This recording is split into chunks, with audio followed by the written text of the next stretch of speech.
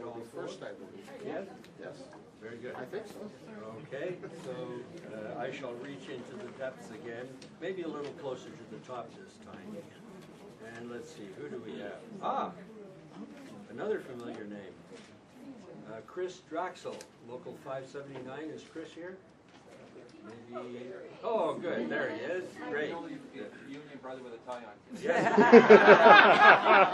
We're all holding against him. Yeah, exactly. Ties unite. There's two of you. I knew there was a tie in there somewhere. At any rate, oh good. Okay, so Chris's question is this.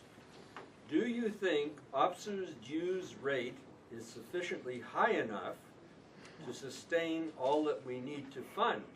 And do you think there will have to be sacrifices made if we don't raise dues from our members? Okay, no, I'm the first one, brother. and you're the first one, that's right. Okay, everybody suck it in there. Good. You guys are killing me up here. That was quick, Ed. Yeah. Okay, well, you know what? Do I think the dues should be increased? Well, I'm looking out into the audience here, and I already know the answer. No, I don't think the dues need to be increased. Do I think we need to look at our budget? Do we have to look at where we're spending money? Yeah, I do. I'll be quite honest with you. Yeah, I do. And you know what? I think you need to look at our budget. I think you need to start looking at our financials, and that's why I talk about the quarterly reports. I think you have the opportunity, if we do that, to actually question your board members, to see where the spending is. We don't know.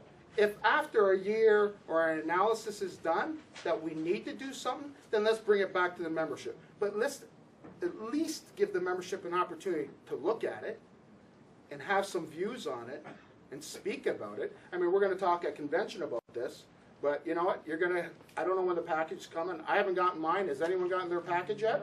No. Well, when you get it, look at it, and maybe you can talk to your board members about your thoughts and suggestions on it. Thank you very much.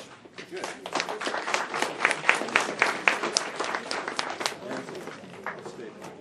We've got Bob to stay put and just make his announcement from the sidelines. Do I think OPSU's dues rate is sufficiently high enough? You know, every year the board goes away and we have this thing called a strategic planning retreat. And for the last 2 years in a row, this very topic has come up. And the topic that's come up around it is whether or not we should actually consider a dues increase. And I'm sorry to say that to you folks. Things like, another chunk of money out of my paycheck. But the reality is, and I think I said this to you, is that we've had 75 new hires since 2008.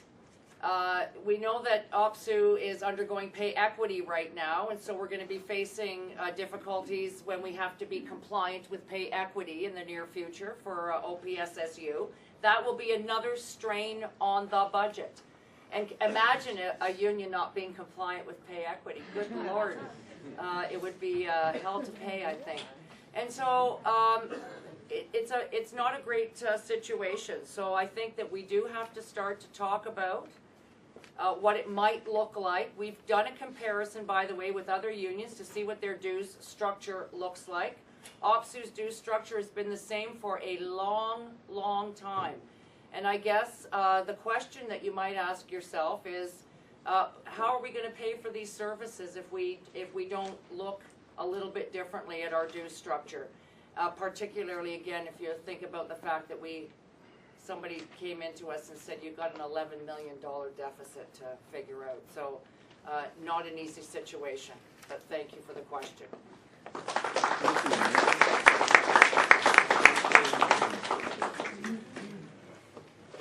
Do you think OPSU's dues rate is high enough? That depends where I go in this province. If I travel to some of my northern areas, they have no issue with the dues going up. Down here, some people do, some people don't. I don't think we do right now. And the reason why I don't think we need the dues to go up is because we actually have the money. It's just how the money's divided up into what pot the money goes from here to here. And the Constitution tells us how the percentage it goes from when the money comes in from the members to how it's divided up into the strike fund, how it goes to the general fund, how it goes to the educational fund, the central educational fund. But what if we took the money from the interest from the strike fund we're making on that there and moved that around? These are all what ifs. These are exactly what we've been talking about. We've mentioned a couple times, I've heard, when we're going to go to convention this year and actually listen to what's going to be on the floor. How can we keep that strike fund growing and turn it into $100 million down the road? No one said we want to shrink it. What we're saying is just moving a percentage of it around, or the interest around, and how we can actually make it better than what it was.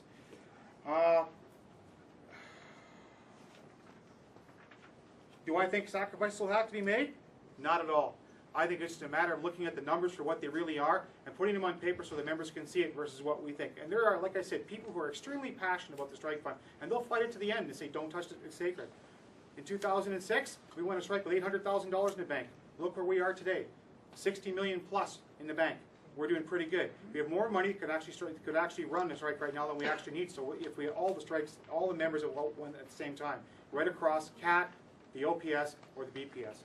Well, I just think it's a matter of rejigging the money. Thank you.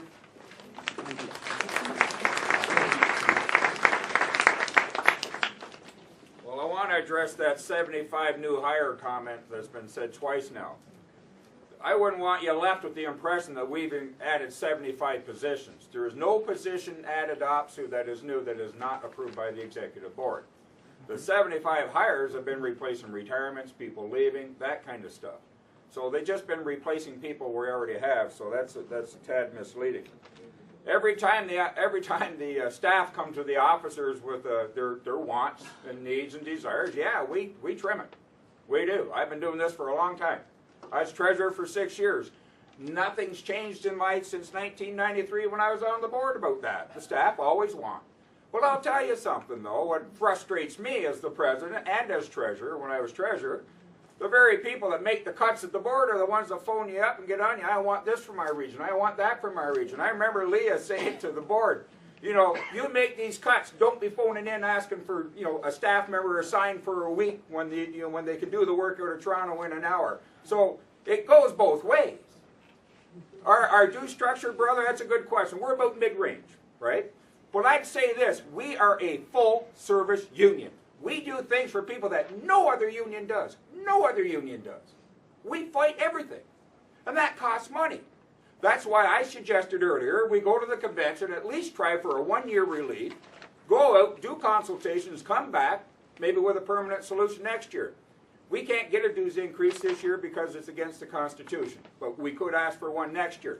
I think personally, just my opinion, it's a combination of both. I too want a strong strike fund because I think we're going to be using that strike fund, right? But there's lots of money there because not everybody can go at once. If the OPS goes on strike, you get essential services dues.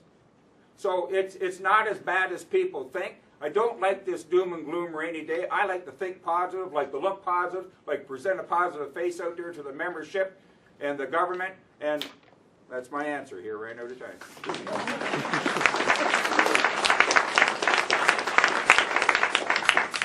Thank you very much.